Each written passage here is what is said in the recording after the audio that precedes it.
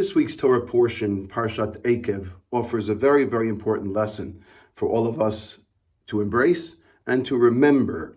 And that is as follows. We know that Parshat V'Etchanan is called Shabbat Nachamu, to offer us Nechama, a comfort, following Tisha B'Av, reflecting upon the catastrophic consequences of the Churbanei Batei HaMikdash, the destruction of both temples. Parshat Eikev offers a very interesting formula for our resilience, for our existence, for our persistence. And the Torah basically offers an equation by which we can be successful and fruitful, follow the mitzvot, follow the Torah. Seems to be a rather obvious equation for success.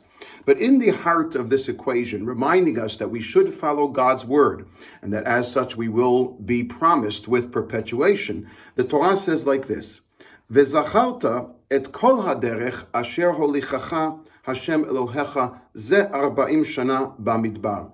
Remember, embrace those memories of the 40 years, but the Torah says kol haderech, every single aspect of those 40 years, every hardship, every challenge, every success, every joyous occasion that we enjoyed during the course of that long and arduous journey in the heart of the desert. Leman anotcha lenasotcha ladat et kol asher b'lavcha hatishmor mitzvotav imlo. Through this journey, through this remembrance, v'zacharta, HaKadosh Baruch Hu will be able to decipher and understand where we stand. Do we embrace a future? Do we want to confront it? Do we want to perpetuate it?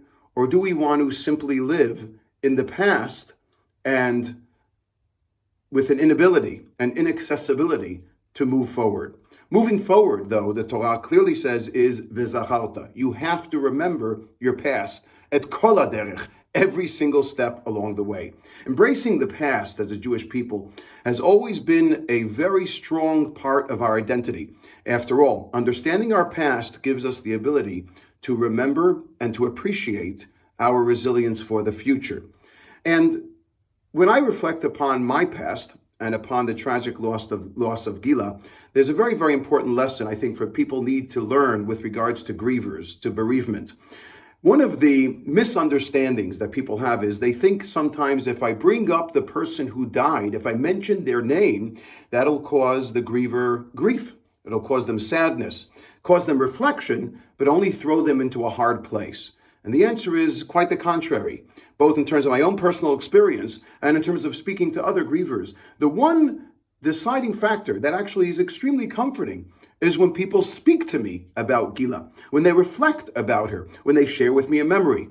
There is no greater enhancement, there is no greater feeling when I go to speak somewhere and someone out of the blue will come over to me and say, you know, I knew Gila. Let me share with you the following story. Or I remember what you're saying about her is exactly true. It's exactly right because I saw it in person.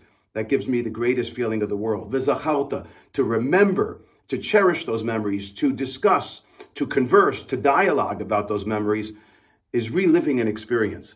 It's resuscitating, rejuvenating that person and reminding everyone that while she might be physically dead, deceased, she very much is still alive, or that person is very much still alive.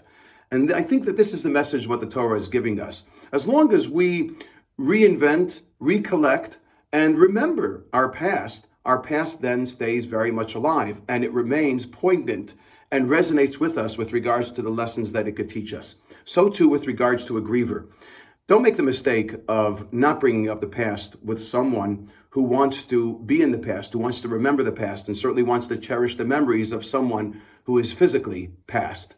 Embrace the past and allow it to become part of perpetuating a future, commemorating that person for the sake of offering lessons, direction, guidance for the people around them, and for the family that continues to cherish those memories oh so dearly. This is a lesson that we can learn from the Torah and the Parsha as a national or on a national scale, and it's a lesson that we can learn also with regards to the people around us who might be suffering or dealing with various challenges on a personal scale. These 7 weeks are called Sheva de Nechemta, the 7 weeks of comfort. True comfort, at least from a personal sense, for me, arrives when people speak to me about Gila, when they conjure up the past and remember those memories that are so cherished. Then it allows me to face tomorrow, to face the future. That is, in my perspective, Nechama, comfort.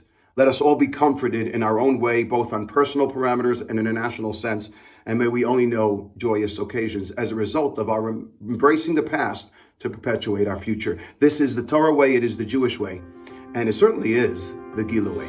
Shabbat Shalom.